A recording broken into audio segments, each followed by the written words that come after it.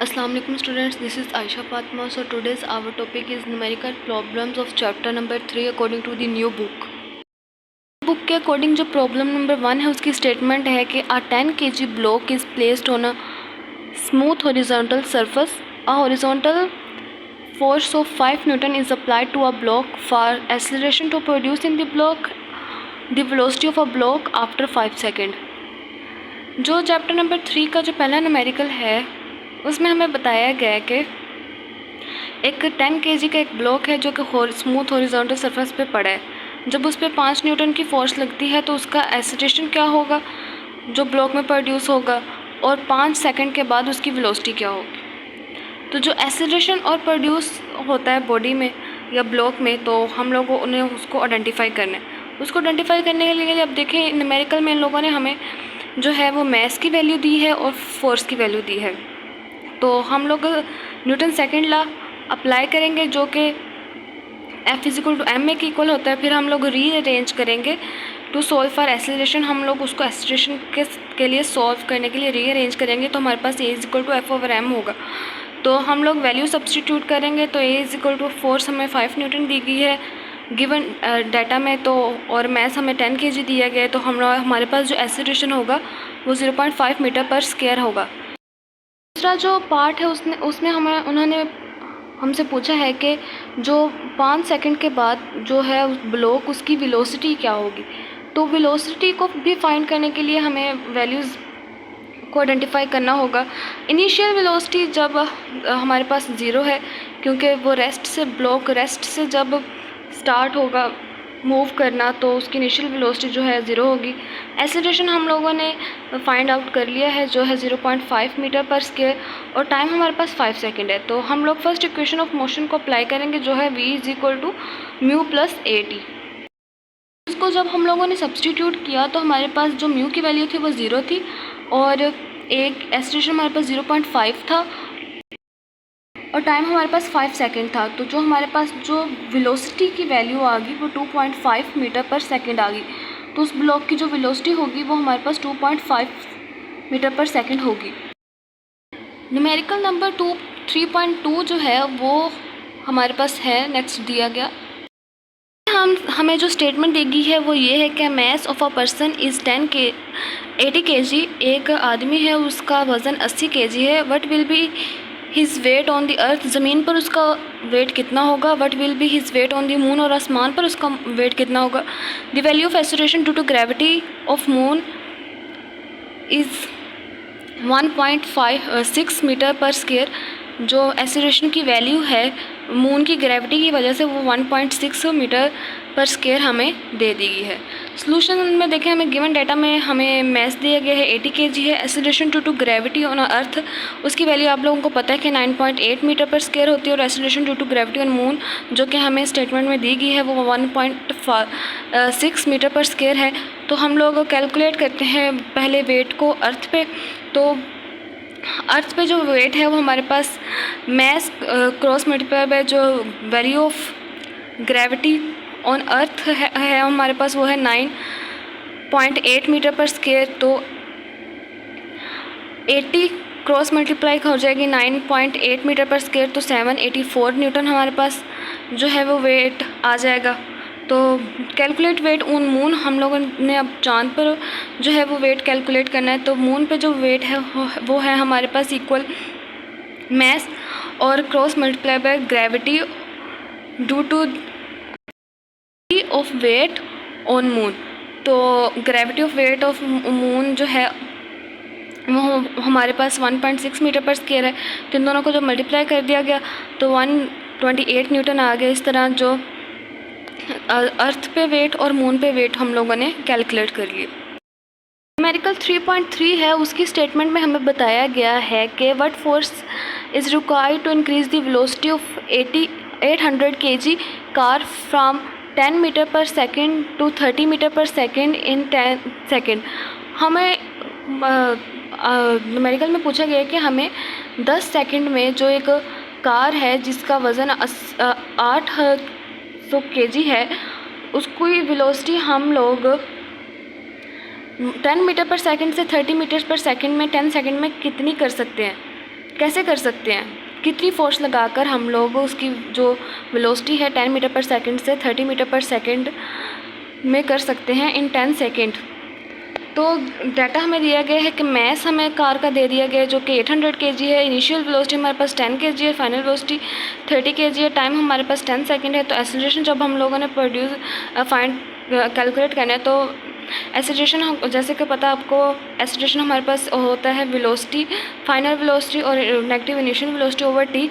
तो final velocity हमारे पास 30 second है, इनिशियल वेलोसिटी 10 सेकंड है, नेगेटिव ओवर 10 तो 20/10 इज इक्वल टू हमारे पास 2 मीटर पर स्क्वायर हमारे पास एक्सेलरेशन आ गया। अब हम लोगों ने फोर्स कैलकुलेट करनी है। तो फोर्स जो हमारे पास F=ma होती है और मैस हमारे पास दे दिया गया 800 kg और जो एक्सेलरेशन है 2 मीटर पर सेकंड है। जब वो ये दोनों आपस में मल्टीप्लाई हो रहे हैं तो 1600 न्यूटन हमारे पास फोर्स आ जाएगी जो कि हमें वेलोसिटी को फोर्स कार को मूव करवाने के लिए चाहिए होती है 10 मीटर पर सेकंड से 30 मीटर पर सेकंड में 10 सेकंड इन 10 सेकंड्स। नेक्स्ट है हमारे पास 3.4 एक न्यूमेरिकल प्रॉब्लम है। उसकी स्टेटमेंट है कि 5 gram bullet is fired by a gun. एक 5 ग्राम की गोली है वो गन से फायर की गई है। The bullet move with the velocity, जो बुलेट है वो 300 मीटर पर सेकंड की वेलोसिटी से मूव करती है। If the mass of the gun, अगर गन की जो मैस है वो 10 kg है, find the recoil speed of the gun.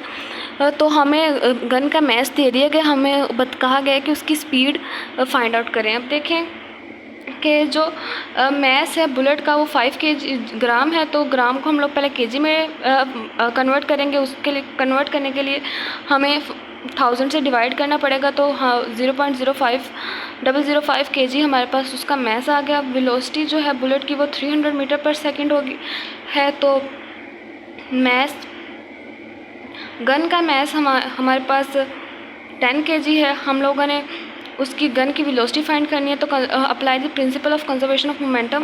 Principle of conservation of momentum को हम लोग फाइंड आउट करेंगे जिसमें बुलेट की मैस और वेलोसिटी प्लस हो रही है गन की मैस और वेलोसिटी से।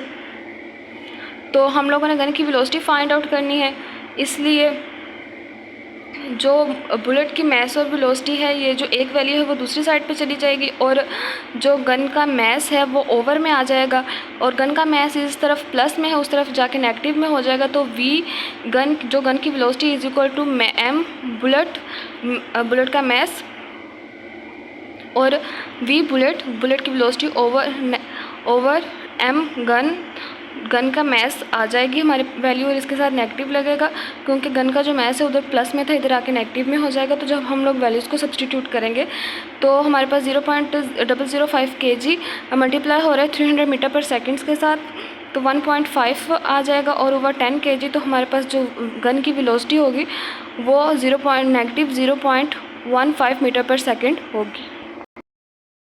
नेक्स्ट हमारे पास जो न्यूमेरिकल है वो है 3.5। एक उसकी स्टेटमेंट है कि एन एस्ट्रोनॉट वेट्स, एक एस्ट्रोनॉट का जो वेट है वो 70 kg है।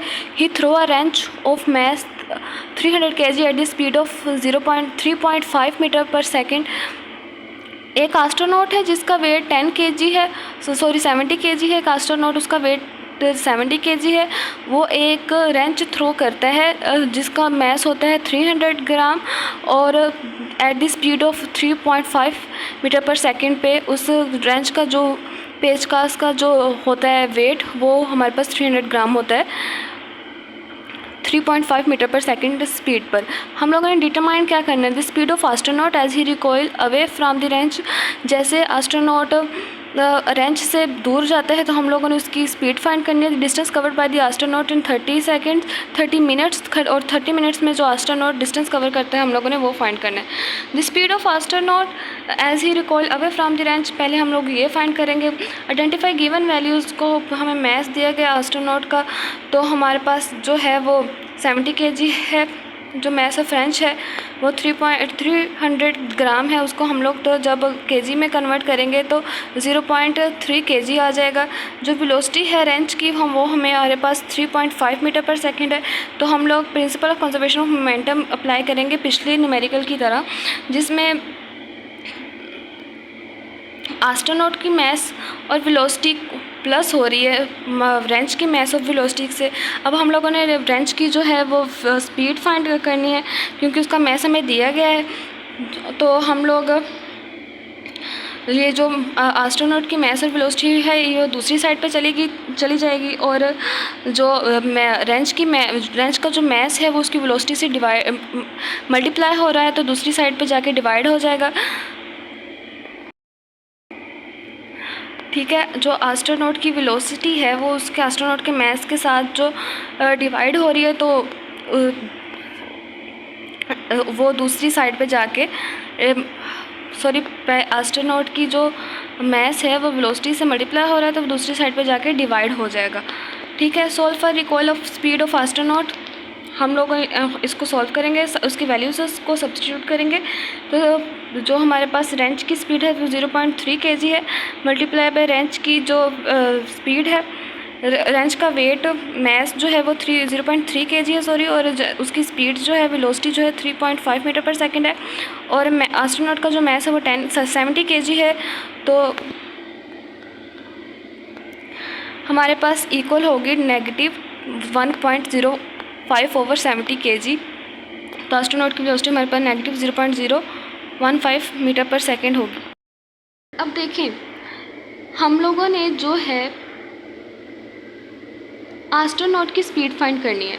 ये v एस्ट्रोनॉट की स्पीड को शो कर रहा है। तो ये जो मास है, जब हम लोग इस वैल्यू को इस साइड पे लेकर जाएंगे तो ये प्लस है, तो यहाँ पे जब हम लोग उसको ज़ीरो की जगह पर रखेंगे तो ये प्लस जो है माइनस में कन्वर्ट हो जाएगा। तो ठीक है, पीछे हमारे पास ये वैल्यू रहेगी। यहाँ पे जो वेलोसिटी और मास मल्टीप्लाई हो रहे हैं, तो हमें वेलोसिटी फाइंड करनी है, मास हमारे पास ओवर में आ जाएगा। तो एस्ट्रोनॉट की वेलोसिटी हमारे पास होगी range mass and velocity of range over mass of astronaut. तो हम लोगों ने जब इनकी वैल्यूज़ को सब्स्टिट्यूट किया, यहाँ पे भी माइनस आने, तो वैल्यूज़ को सब्स्टिट्यूट करके हमारे पास ये वेलोसिटी आ गई। डिस्टेंस फाइंड आउट करना है जो कि covered by the amount in 30 minutes. जो एस्ट्रोनॉट 30 मिनट में जो डिस्टेंस कवर करता है, हम लोगों ने वो फाइंड करना है। तो गिवन वैल्यू हमारे पास एस्ट्रोनॉट की वेलोसिटी हमारे पास जो हम लोगों ने फाइंड आउट की है वो है -0.015 मीटर पर सेकंड। तो हमारे पास जो टाइम है वो 30 मिनट्स है। 30 मिनट्स को हम लोग सेकेंड्स में जब हम लोग कन्वर्ट करेंगे तो हमारे पास 30 + 60 जो है वो 800 सेकेंड आ जाएगी। 1800 सेकेंड 13 मल्टीप्लाई बाई 16 तो 1800 सेकेंड जो हमारे पास टाइम आ जाएगा। तो डिस्टेंस कैलकुलेट करने के लिए वेलोसिटी क्रॉस टाइम होता है, तो वेलोसिटी को हम लोग जब टाइम के साथ क्रॉस मल्टीप्लाई करवा देंगे तो हमारे पास 27 मीटर डिस्टेंस जो है कवर करता है एस्ट्रोनॉट। तो जब हम लोग वेलोसिटी को हम लोग टाइम से मल्टीप्लाई करवा देंगे तो जो हमें डिस्टेंस फाइंड आउट कर लेंगे जो कि एस्ट्रोनॉट कवर करता है, और वो होता है 27 मीटर। ओके स्टूडेंट, अल्लाह हाफ़िज़।